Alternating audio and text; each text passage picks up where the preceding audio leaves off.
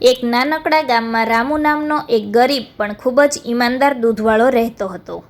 તે પોતાના ખેતરમાં ગાયો પાળતો અને રોજ સવારે તાજું દૂધ અને માખણ વેચીને પોતાનું ગુજરાન ચલાવતો.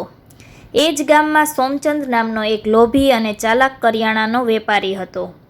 રામુ રોજ સવારે સોમચંદની દુકાને જતો અને તેને 1 કિલો શુદ્ધ માખણ આપતો. બદલામાં સોમચંદ પાસેથી તે પોતાના ઘર માટે જરૂરી કરિયાણું, ખાંડ કે ચા જેવી વસ્તુઓ ખરીદતો. આ સિલસિલો ઘણા સમયથી ચાલતો હતો. એક દિવસ રામુ માખણ આપીને ગયો એટલે સોમચંદને અચાનક વિચાર આવ્યો, હું રોજ રામુ પાસેથી માખણ લઉં છું, પણ મેં ક્યારેય એનું વજન તપાસ્યું નથી. લાવને આજે જોઈ લઉં કે આ માખણ પૂરેપૂરું 1 કિલો છે કે નહીં. સોમચંદે માખણનો ગોળો લીધો અને ત્રાજવે તોલ્યો. જ્યારે તેણે વજન કર્યું ત્યારે તેના હોશ ઉડી ગયા. માખણ પૂરેપૂરું 1 કિલો નહોતું, પણ 900 ગ્રામ જ હતું. સોમચંદ ગુસ્સાથી લાલચોળ થઈ ગયો. તેણે વિચાર્યું, આ ગરીબ દેખાતો રામુ આટલો મોટો દગાબાજ નીકળ્યો. તે આટલા સમયથી મને છેતરી રહ્યો છે. આવતીકાલે એને એની લાયકાત બતાવીશ. બીજા દિવસે સવારે રામુ હંમેશની જેમ હસતા મુખે માખણ લઈને સોમચંદની દુકાને આવ્યો.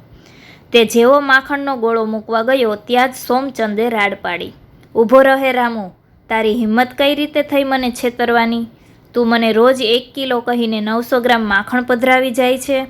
શરમ નથી આવતી તને આવા ધંધા કરતા? રામુ એકદમ ગભરાઈ ગયો.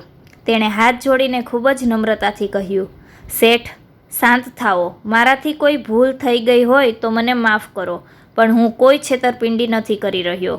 સોમચંદે ગર્જના કરી, તો ગઈકાલે તારું માખણ 100 ગ્રામ ઓછું કેમ નીકળ્યું?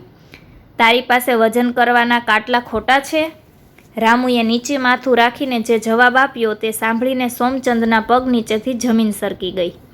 રામુએ કહ્યું, શેઠ, હું બહુ ગરીબ માણસ છું. મારી પાસે ત્રાજવું તો નથી, પણ 1 કિલોનું સાચું વજનિયું ખરીદવાના પૈસા નથી.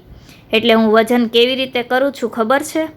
તમે મને કરિયાણામાં જે 1 કિલો ખાંડ આપો છો ને, હું ત્રાજવામાં એ પલ્લામાં એક ખાંડનું પેકેટ મૂકું છું અને બીજા પલ્લામાં એટલું જ માખણ તોલીને તમને આપું છું. એટલે જો માખણ 900 ગ્રામ હોય તો તમે આપેલી ખાંડ પણ. સોમચંદ સ્તબ્ધ થઈ ગયો.